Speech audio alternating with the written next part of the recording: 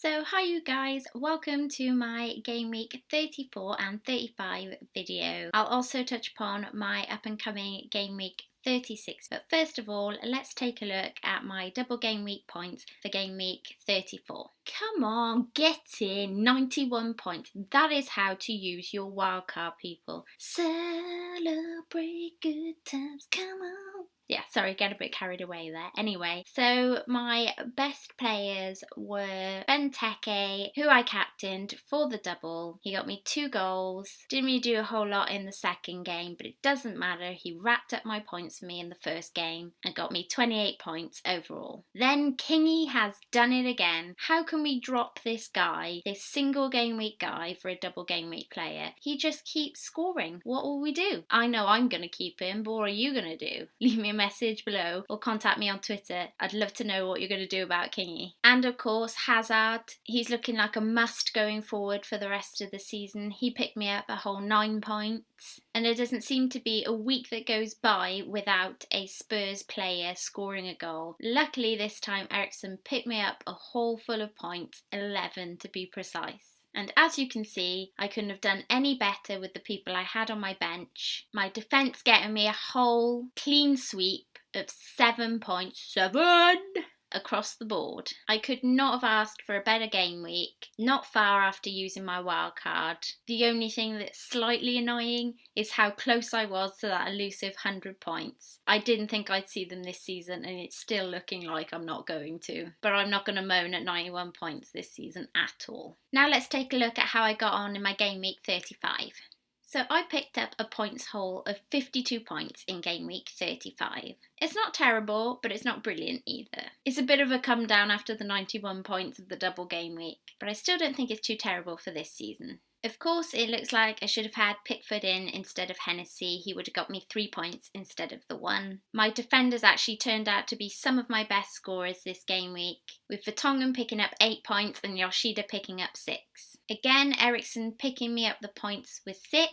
And also again, it's that man, Kingy. Last game week, in game week 35, he picked me up 11 points. And if I'd been braver, that's probably where my captain's armband should have been. But I popped it on Kane, and his penalty goal against Arsenal got me a whole 10 points. Now, I've been asked the question, how can you captain a player against the team you support? And it's an easy answer, really. I try and take my head and my heart separate when it comes to fantasy football. For my heart, obviously, you can't captain somebody against your own team, but it's turned out time and time again in my first and second season when I didn't captain a player against my team, often they were the ones that scored, and for some reason it made the game even more depressing, because I then not only had to watch my team lose, but then had to watch a player in my fantasy football team score or get points against my own team, and I missing out on captaincy points. So you have to be a little bit street smart with this one and use the old nogging. If you think they're going to score against your team, then unfortunately you probably should have them as your captain. And Kane loves the North London derby, so I had to put the captain's armband on him.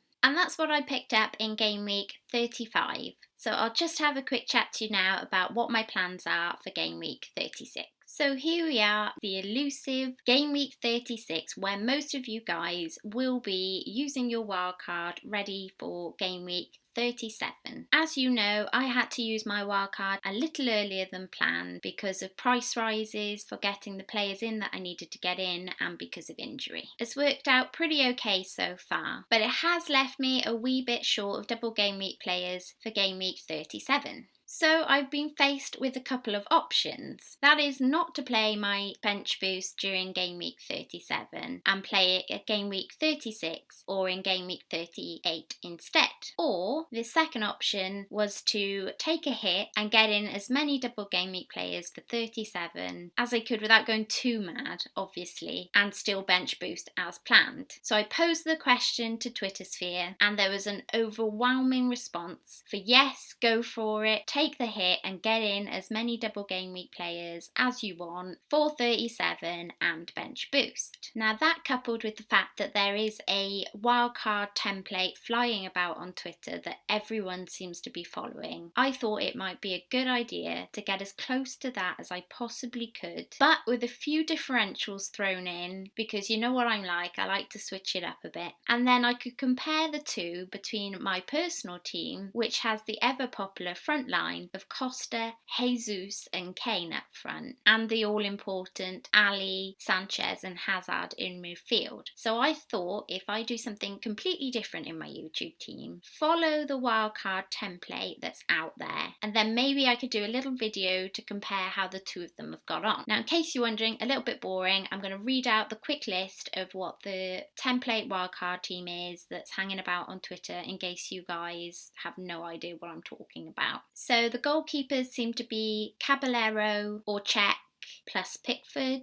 In defence, we've got people like Alonso, a Man United defender, an Arsenal defender, 2 Southampton defenders. And in midfield, of course, we have Hazard and Sanchez, Kingy, an Ali and a Sané, and then a Southampton mid like Redmond or Ward-Prowse. And then up front we have Jesus, Kane and Gabbiadini. So I had Jesus the first time round before he got injured, and he did brilliant for me in my personal team. So the second I seen him up front with Aguero, I got him straight away in this YouTube team for Benteke. So I'm not showing you my graphics for the game week 36 team because I had 2 free transfers. One of them went on Jesus. The other one I suspect will be Zaha to Ozil. I know Sanchez is on the wildcard template team, but I have him in my personal team, so just to pick up a bit of a differential, I was thinking of going with Ozil, and it might also be a slightly cheaper option for some of you guys thinking about an Arsenal player in that position. And then I'm considering Gibson out for somebody like a Cahill instead of Alonso, Alonso being on the wildcard template team, but Cahill has been at the top of that defender FPL list for a long time now. My only concern with this Chelsea defender pick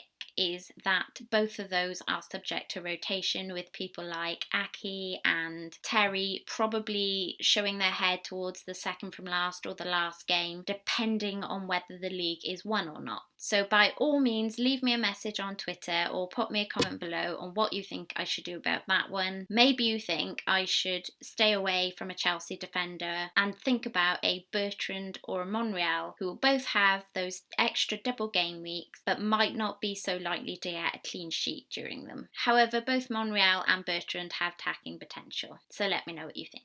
And as always, thank you guys for watching. I hope you enjoyed it. Don't forget to like, subscribe and do all those fabulous things. Until next time, enjoy your double game week.